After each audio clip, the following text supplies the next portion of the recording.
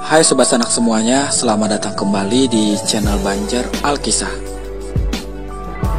Di video kali ini kita akan mencoba kembali mengulas kisah request dari Sanak tentang nama daerah Kalua atau daerah kecamatan Kelua atau bahasa Banjarnya ialah Kalua yang berada di wilayah Kabupaten Tabalong, Kalimantan Selatan.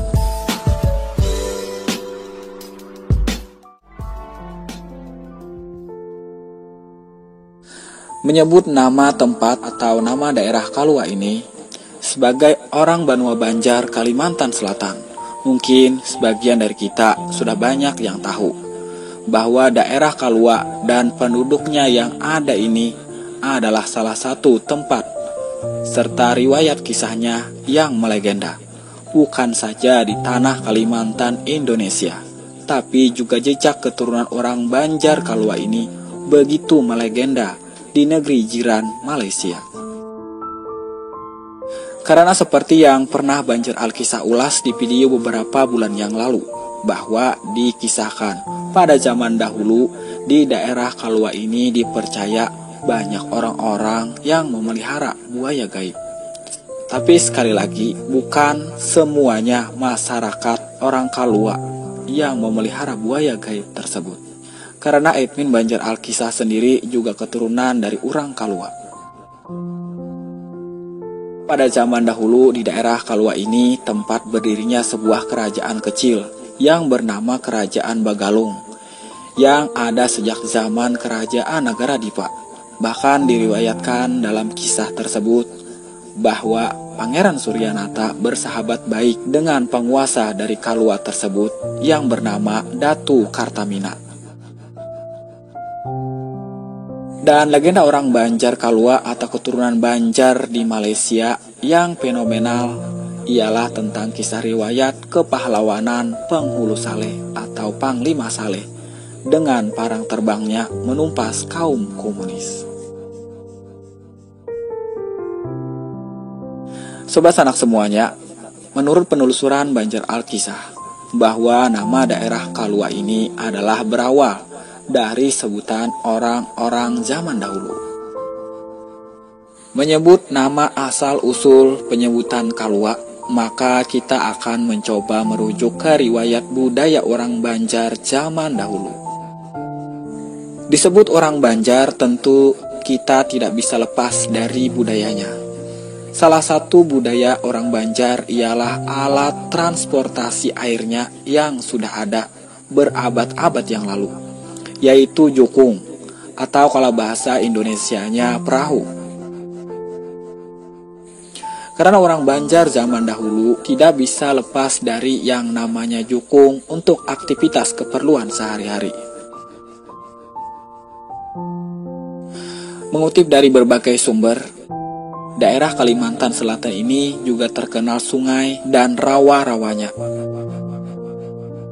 Maka zaman dahulu aliran sungai Tabalong ini terdapat pohon lua atau bahasa Indonesianya ialah loa.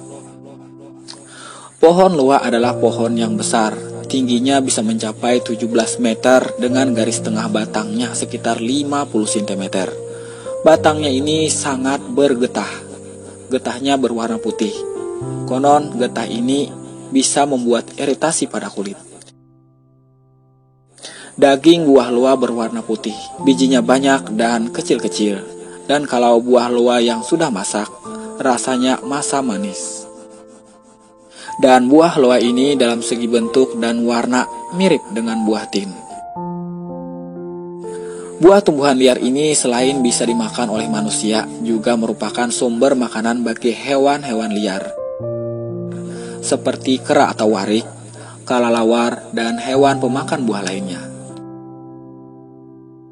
Pohon loa ini bukan saja terdapat di wilayah Indonesia, tapi juga banyak terdapat di daerah tropis lainnya, seperti Pakistan, India, Sri Lanka, Bangladesh, Nepal, Burma, Vietnam, Thailand, Malaysia, hingga Australia bagian utara. Perlu kita tahu, pohon loa bisa tumbuh tapi memerlukan banyak air, dan biasanya tumbuh di pinggir sungai dan rawa-rawa. Tentu saja pohon loa ini juga terdapat di Kalimantan Selatan. Maka tersebutlah asal-usul nama daerah Kalua. Pada zaman dahulu di pinggiran sungai Tabalong ini ditumbuhi pohon loa dan sering menjadi tempat persinggahan atau tempat menambat jukung bagi orang-orang untuk beristirahat atau juga karena ada urusan lainnya. Seiring berjalannya waktu, wilayah tersebut semakin ramai dan menjadi tempat orang-orang untuk tempat persinggahan dan meletakkan jukungnya. Dan setiap kali ditanya, di manakah meletakkan jukungnya, orang tersebut sering menjawab atau mengatakan, Kalua atau Kelua, yang artinya ke pohon loa. Maka dari sebutan itulah yang menjadikan nama tempat tersebut dinamakan Kalua.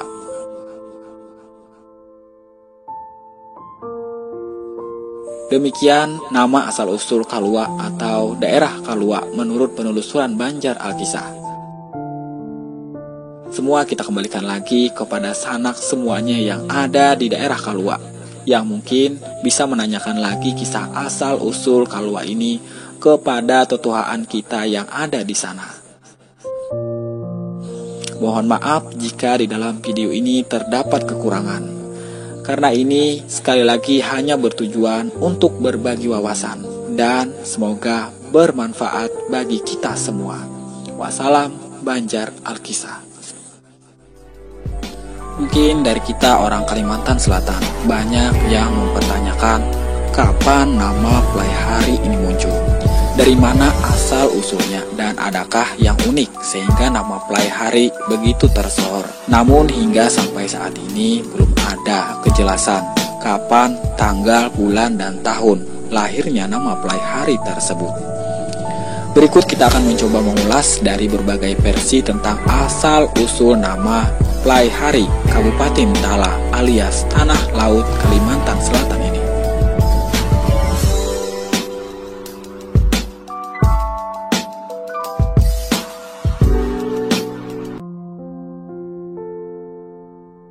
Sobat Sanak semuanya, setiap tanggal 2 Desember, Kabupaten Tanah Laut memperingati hari jadinya, berbarengan dengan 2 kabupaten lainnya seperti Kabupaten Tapin dan Kabupaten Tabalong. Kabupaten Tanah Laut, ibu kotanya Kota Plai Hari.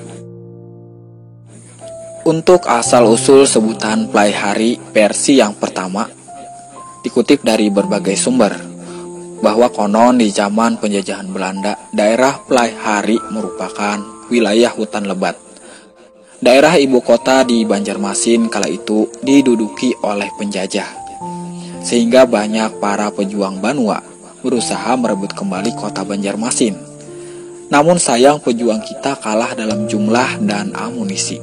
Pejuang kita terus terdesak dan melarikan diri ke hutan di daerah selatan. Karena pelarian tersebut dilakukan selama berhari-hari, maka hutan yang dijadikan tempat pelarian tersebut dinamakan Pelarian Hari. Dan lambat laun berubah menjadi Plai Hari. Sobat Sanak semuanya, asal-usul kota Plai Hari versi kedua. Konon Plai Hari merupakan wilayah savana atau padang rumput gembala yang luas. Plai Hari juga dekat dengan objek wisata seperti air terjun dan pantai.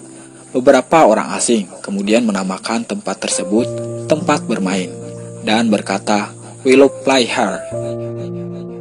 Karena lidah orang kampung kepleset,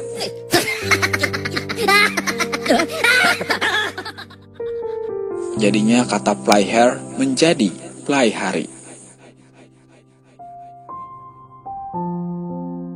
Selanjutnya asal-usul nama kota Plai Hari versi ketiga menurut sejarah Kalimantan Selatan. Kota Plai Hari mengalami perkembangan dengan pesat setelah kedatangan bangsa Belanda dan penduduk dari kota Banjarmasin.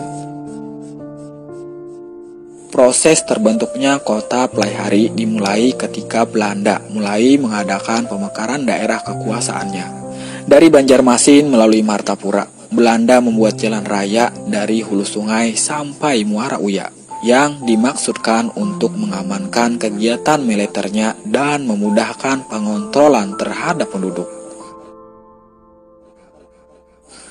Belanda membuat kebijakan semua desa yang terletak jauh dari jalan besar dibongkar dan dipindahkan letaknya di tepi jalan besar. Sehingga muncullah jenis desa baru yang rumah-rumahnya berbaris berhadapan di sepanjang jalan, bukan bertebaran seperti sebelumnya. Pada setiap simpangan sungai yang strategis, Belanda membuat benteng-benteng pengawasan wilayah, sehingga terbentuklah kota-kota baru, seperti Binuang, Rantau, Kandangan, Amuntai, Barabai, Tanjung, Pelaihari, dan sebagainya. Setelah pemerintahan Belanda memproklamasikan penghapusan Kerajaan Banjar pada tanggal 11 Juni 1860, dapatlah diperkirakan bahwa berdirinya kota Pelaihari setelah tahun 1860 atau Pelaihari menjadi pusat pemerintahan pada tahun 1892. Mengenai asal-usul nama Pelaihari ada beberapa macam informasi, antara lain Bapak Ahmad Sahrani, salah seorang tokoh daerah Tanah Laut. Beliau mengatakan bahwa nama Pelaihari berasal dari kata pelari, yang maksudnya tempat pelarian pahlawan-pahlawan Banua Banjar dalam menentang Belanda. Namun beliau tidak dapat menjelaskan siapa yang memberi nama demikian. Sedangkan berdasarkan sumber lainnya, yakni Artum Arta, seorang sejarawan dan wartawan di Kalimantan Selatan. Beliau menyatakan dalam bukunya Gelanggang Tanah Laut bahwa nama Pelaihari berasal dari nama seorang yang mula-mula membuka perkebunan lada, Moloko atau Maloko, yang kemudian menjadi Maluka, yaitu Master Hare. Pada zaman penjajahan Inggris, yang menjalankan kekuasaan ialah Alexander Hare. Ia menunjukkan salah seorang keluarganya, yaitu Master Hare atau Master Pelaihari, untuk membuka perkebunan lada di Tanah Laut. Menurut Artum, nama Pelaihari ini sering diucapkan oleh orang-orang di Tanah Laut dengan sebutan Pelaihari, seperti pada umumnya penyebutan nama-nama orang asing lainnya, dan Molaka menjadi Maluka. Sedangkan pada zaman Belanda, kantor pos menulis Pelaihari dan beberapa instansi menulis Pelaihari. Pada zaman Bupati pertama Abdullah Sahril menulis nama kota ini diseragamkan menjadi seperti yang kita ketahui sekarang ini, yaitu Pelaihari. Sampai saat ini, Pelaihari cukup dikenal di tingkat nasional. Yang membuat nama Pelaihari cukup terkenal adalah karena hewan ternaknya, belacan, nangka, dan satwa langka kijang kuning keemasan atau Cervulus Pelaiharius.